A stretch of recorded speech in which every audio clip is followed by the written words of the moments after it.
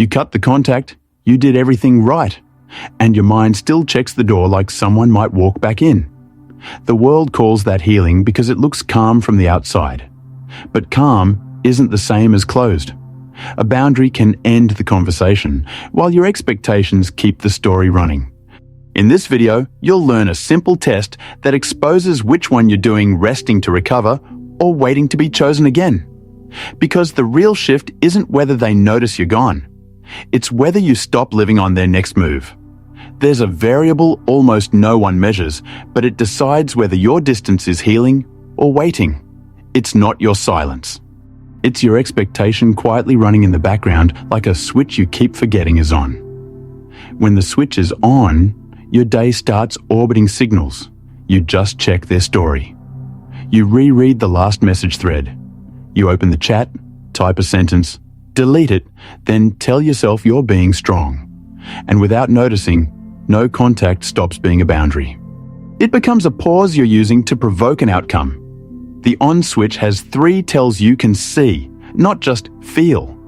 1. You monitor for proof views, likes, timestamps, mutual friends. 2. You rehearse scenes, what you'll say if they apologize, what you'll say if they don't. 3. You bargain with time. I'll wait 1 more week. I'll give it until Friday, as if your piece has a deadline.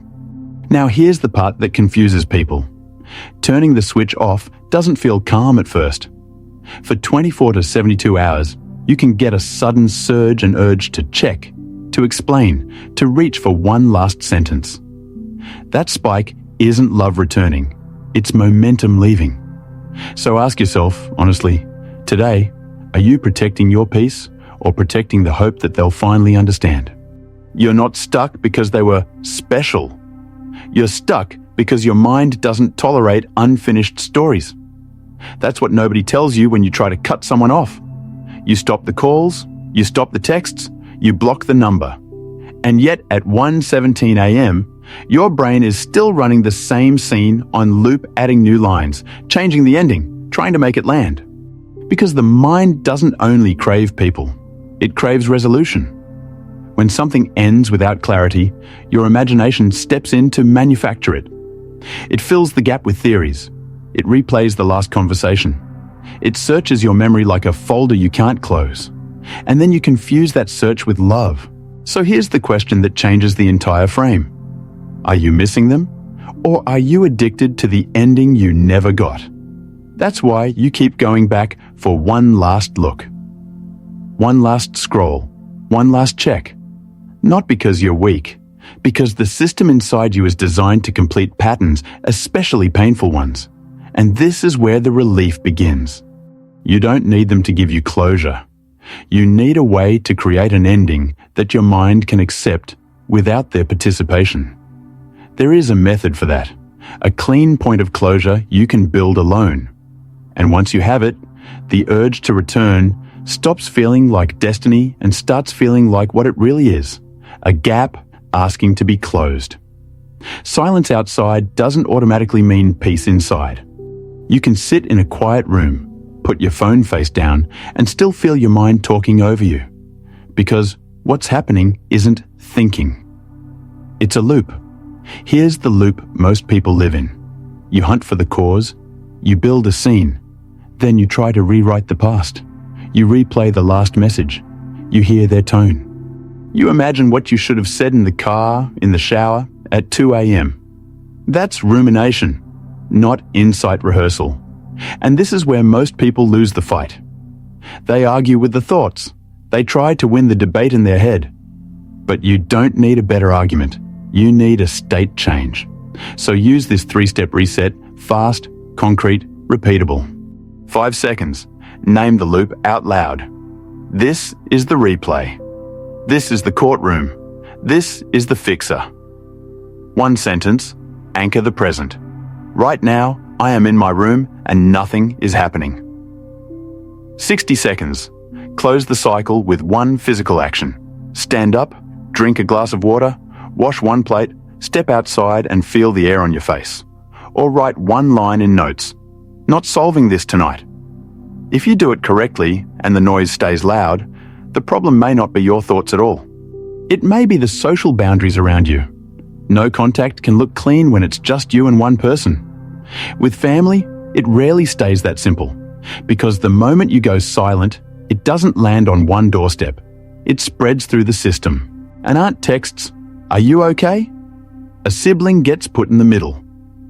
The family group chat fills in the blanks for you. Birthdays, weddings, funerals, holidays. Suddenly, your personal boundary becomes a public event. So here's the boundary test. Absolute no contact is not always the strongest option. Sometimes it's the noisiest. Stop grading it as right or wrong. Replace it with a measurable standard, the minimum safe contact for the next 6 months. Not closeness, not forgiveness. Just the smallest level of access that doesn't pull you back into the old role.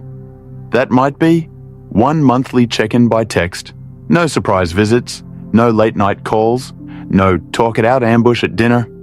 You can even write 2 rules in your notes app and send 1 sentence to the person who keeps pressing. For the next 6 months, I'm keeping contact limited. Please don't put yourself in the middle.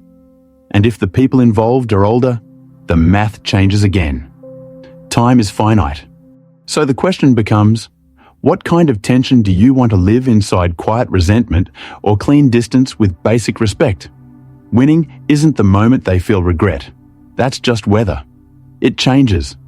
A real win is measurable, and it shows up in your body before it shows up in your story. So here are 3 numbers to watch for the next 7 days. First, sleep. Not did you rest. Did you fall asleep without replaying the same scene in your head at 1:17 a.m.? Did you wake up and stay in bed? Or did you reach for your phone like you were checking for a verdict? Second, phone checking. How many times do you open the same app with no reason?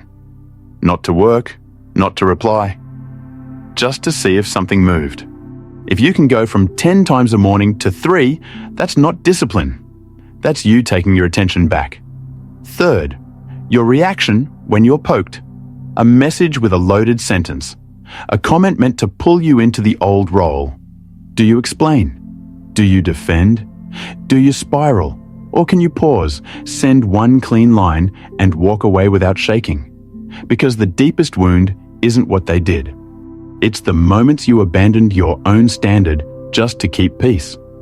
So don't measure your progress by their feelings. Measure it by your behavior. And if you want something simple to anchor this, comment which one you're fixing for the next 7 days: sleep, phone, or reaction.